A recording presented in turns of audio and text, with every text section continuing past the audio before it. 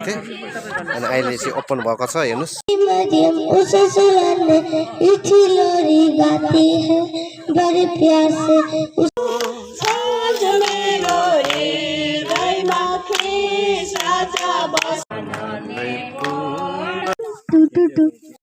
Breakfast हाम्रो सेलरोटी आलुदम खाइरहेको छु तर सेलरोटी पाउनु फुपू आउनु भएन खै ढिलो हुँदैछ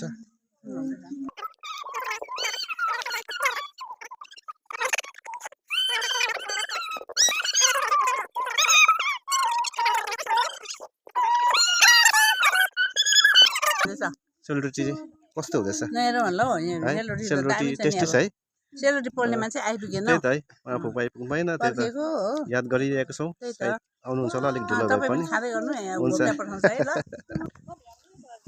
जय मासी फुपा अनि आजको हाम्रो पिकनिक कस्तो हुन्छ होला राम्रै हुन्छ होला है मलाई राम्रो लागिरहेको छ वेदर पनि ठिक छ अनि सेलरोटी चाहिँ सेलरोटी त दामी छ कि तर यो आलुमा चाहिँ अलिक खोर्सानी हाल्नुपर्छ है पिरो हुनुपर्ने पिरो हुनुपर्ने थियो कि तर हजुर तर पनि टेस्टी छ है जय मासी फुपा जयमसी सन्चै हुनुहुन्छ एकदम बढिया हस् आज है enjoying सेलरोटी एन्ड आलुदम आज दामी छ है सेलरोटी नै एकदम दामी हस् ओके ओ फुपू त माथि बसेर सब्जी काटिराख्नु भएको छ त है फेरि देखाउनु त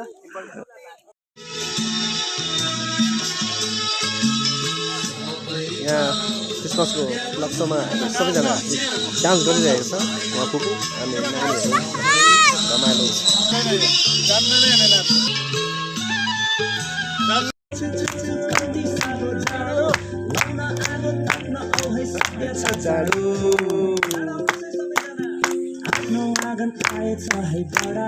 क्रिसमस फर्केरा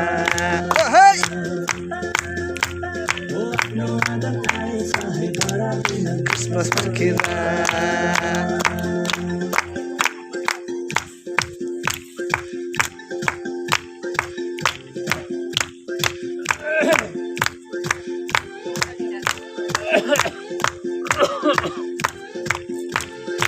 बलले न बुद्धिले न धनले न शक्तिले मानिसको पापलाई पखाल्छ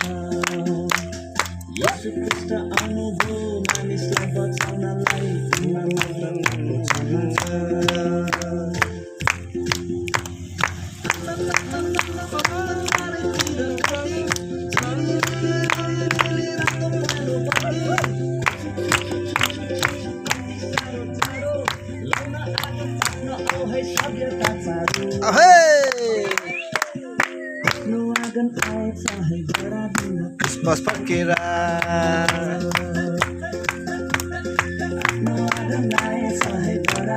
क्रिसमस फर्केरा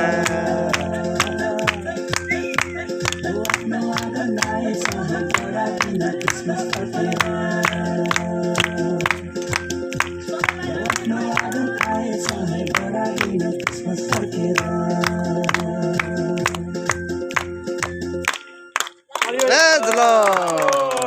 दसैँमा नयाँ तारा उदाएको सुनिहेर बतासैमा नयाँ सन्देश लाएको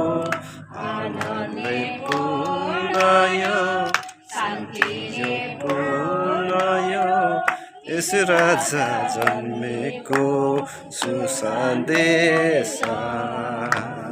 तिमी मेरो लागि हो तिमी मेरो लागि हो हेर आकाशैमा नयाँ तारा उदाएको सुनेर बतासैमा नयाँ सन्देश ल्याएको आनन्दले पूर्ण यो शान्तिले पूर्ण यो यीशु राजा जन्मेको सुसन्देश तिमी मेरो लागि पैगाम लाया है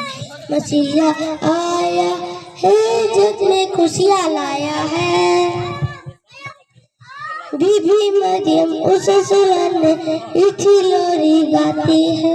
बड़े प्यार से उसे सुलाने कांधों पे सहलाती है। बीबी मरियम उसे सुलाने मीठी लोरी गाती है, बड़े प्यार से उसे सुलाने कांधे पे सहलाती है। मसीह का राज आया है, तारे में बतलाया है, मसीह का राज आया है, तारे में बतलाया है। क्या मसीहा आया है, जग में खुशियाँ लाया है, सारे जहां में हंसी। अब हामी प्रार्थनामा लागिरहेको छौँ प्रार्थना गरिरहेको यो प्रार्थना समय हो के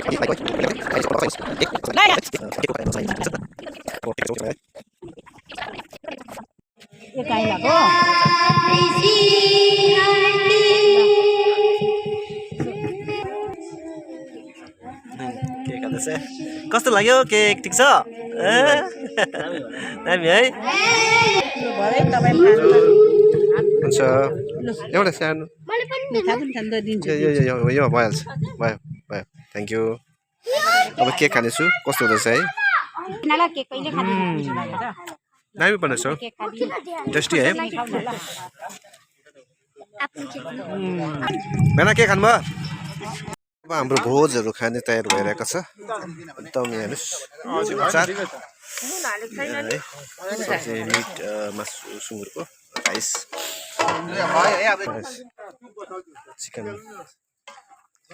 चिकन बनिरहेको छ एकदम उहाँले नै अघि बनाएको आज अब खानेछौँ टेस्टी गर्नेछौँ सबैजना भएर है कुकुरले भएको बस्ने जग्गा तयारी भइरहेको छ अब यहाँ बस्ने जग्गा बस मटर र इस्कुसको जरा सब्जी यो चाहिँ लोकल कुखुराको झोल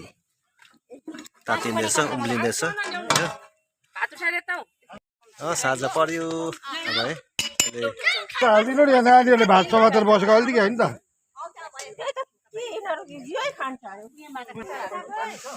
फुपाको खाइ त खतरा छ त अन्त चौरीमा बसेर भोजन खानु हुँदैछ खानु आराम गरेर पिकनिक खाइसक्यौँ खाइसकेपछि यस्तो कचडाहरू छ जति पनि हामीले जलाउनु पर्छ हामी जति पनि पिकनिक खेल्छ खेलेपछि यो जति पनि मैला छ कागजहरू छ बोतलहरू जलाइदिने अनुरोध गर्छु है प्लिज पिकनिक खेलेपछि चाहिँ सफा राखिदिनु पर्छ ल साथीहरू सबैलाई बाई बाई जलाएर फेरि पनि आगो यसरी बालेर हामी निभाउनु पर्छ यसरी पानी हालेर प्लिज तपाईँहरू पनि यस्तै गर्नुहोस् होला बाई बाई